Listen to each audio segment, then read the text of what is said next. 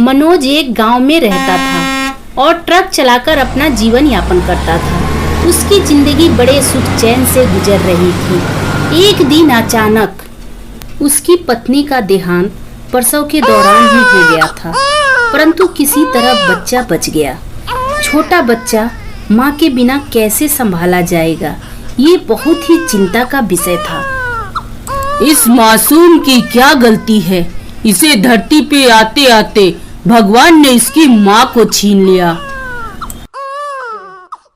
भैया, बाबू को मुझे दो और भाभी का अंतिम संस्कार करो। भैया, इस तरह बाबू को लेके रहने से कैसे चलेगा?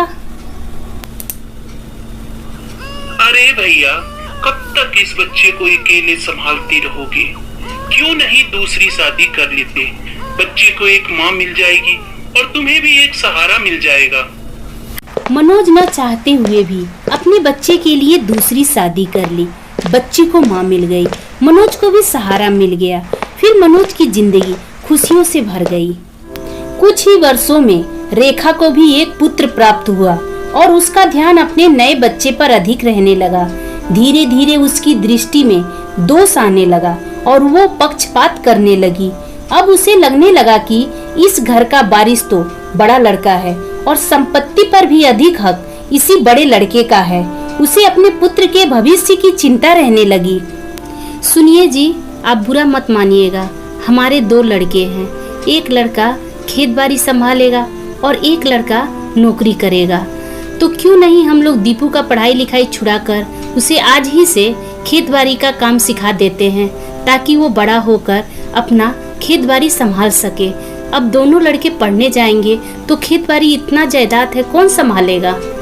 पत्नी के आगे पति की एक न चली। पति को समझा बुझाकर राजी किया और बड़े लड़के की पढ़ाई लिखाई सब छुड़वा दी और घर के नौकरों को भी हटा दिया। तब सब काम उसी लड़के से करवाने लगी। बच्चे के ऊपर बहुत बड़ी विपदा आ पड़ी। वो अभी दूसरी कक्षा में ही था और दुनियादारी कुछ भी नहीं जानता था। उसे यही लगता था माँ ने सही किया होगा। घर का सारा काम करते करते उसका पूरा दिन बीत जाता था।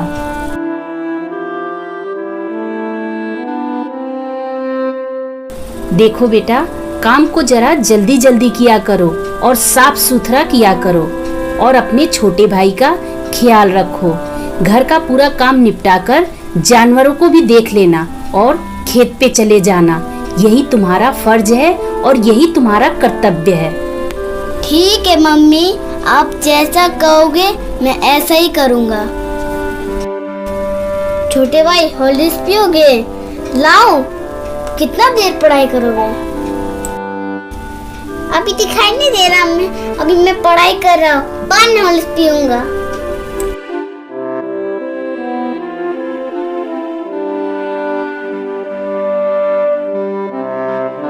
मेरा बेटा अभी पढ़ाई कर रहा है और तू आराम से सो रहा है। तू उसे हॉर्लिक्स नहीं दे सकता? मैंने छोटा भाई से पूछा था, लेकिन हॉर्लिक्स पीने से मना कर दिया। अब तो उसकी सौतेली माँ अपने बड़े लड़के की जरा जरा सी गलती पर मारने और डांटने लगी थी, ताकि उसका दबदबा और भय उसके दिमाग पर हमेशा बना रहे। उसकी सौतेली माँ ने घर के पूजा पाठ का जिम्मा भी उसी बच्चे को दे रखा था। अतः उस बालक की बुद्धि धीरे धीरे आध्यात्मिक होने लगी।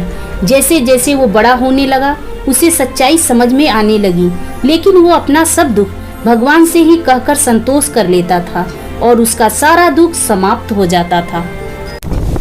वह अपने पिता से बहुत प्यार करता था और जानता था कि इसमें उनकी कोई गलती नहीं है। वह चाहकर भी कुछ नहीं कर पाते। पिता का होना ही उसके लिए बहुत था। एक दिन तो पिता भी चल बसे और वो बिल्कुल अकेला हो गया। बस भगवान ही उसके रह गए।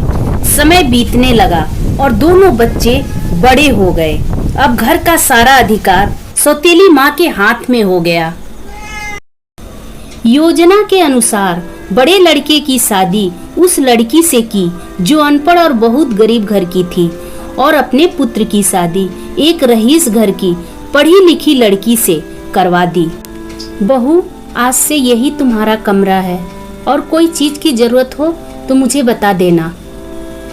ठीक है माँ जी, बता दूंगी। और देखो, तुम्हारा असली कार्य मालकिन यानी छोटी बहू की सेवा करना है। सौतेली माँ ने बड़े बेटे को नौकर के रहने वाला एक कमरा दे दिया। बड़े लड़के को जो भी मिला उसी में खुशी से अपने पत्नी के साथ जीवन व्यतीत करने लगा और अपने पत्नी के साथ अपने छोटे भाई के परिवार की सेवा करने लगा।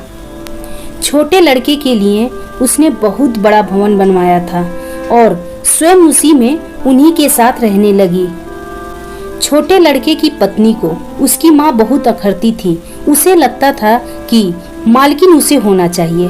अब सास बीमार भी रहने लगी थी और सास के साथ रहने के कारण रात बिरात सेवा उस छोटी बहू को ही करना पड़ता था, जो उसे बिल्कुल पसंद न था। एक दिन पता चला कि सास को छूत की बीमारी हो गई है। ये जानकर छोटी बहू और दूर दूर रहने लगी। अब उसकी आंखों में सांस खटकने लगी। उसने अपने पति से कह दिया कि इस घर में या तो मैं रहूंगी या तुम्हारी माँ। माँ, आप ये कमरा छोड़ दो, भैया के साथ जाके रहो, कहीं आपकी बीमारी हमें न लग जाए। बेटा, तुम ये बात बोल रहे हो? तुम्हारे लिए मैंने क्या क्या नहीं किया। मैं ये सब नहीं जानता मम्मी, क्या मैंने कहा था आपको ये सब करने को? आपको तो घर छोड़ के जाना ही होगा। अब वह बूढ़ी हो गई थी। अचानक हुए इस घटना से एकदम बदहवास हो गई।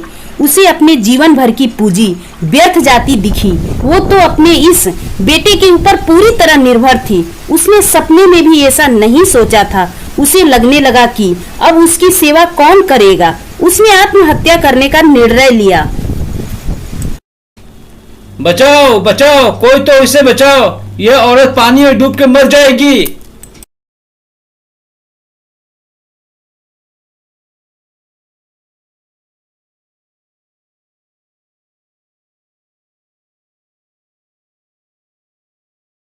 जब बचा के लाया तो देखा कि ये तो उसकी सौतेली माँ है। जब सारी बात पता चला तो उसे बहुत दुख हुआ और अपने पत्नी और माँ के साथ घर त्याग दिया और दूसरे गांव में रहने लगा। उसने अपने पत्नी के साथ माँ की बहुत सेवा की तो वो ठीक हो गई और वे लोग अच्छा से अपना जीवन व्यतीत करने लगे। माँ जी, मुझे कोई जिंदगी का शिक्षा दीजिए। मैं तो बस इतना ही कहूंगी कि किसी को भी पराया नहीं समझना चाहिए और जीवन में किसी के साथ इतना बुरा मत करना कि जब वो तुम्हारे साथ फिर भी भलाई करे तो तुम्हारी आत्मा को गंवारा ना हो और तुम शर्म से उससे नजरें न मिला पाओ।